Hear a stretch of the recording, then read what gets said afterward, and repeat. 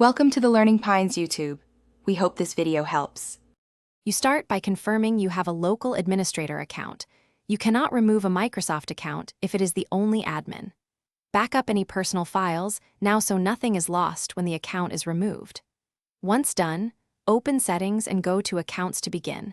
We move quickly to switch sign-in method if needed.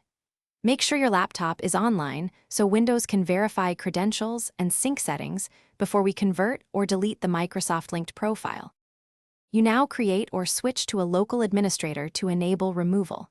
If you prefer converting your current account, choose Sign in with a local account instead, follow prompts, and enter your Microsoft password to verify.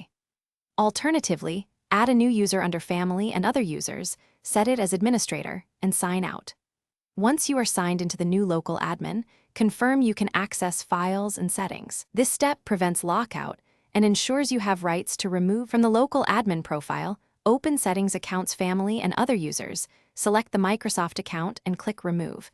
Confirm you want to delete the account and any associated data from the PC. After removal, restart the laptop and sign in with your local admin to verify everything works. If Windows prevents removal because it's the primary sign-in, use NetBliz to manage users or remove the device from account.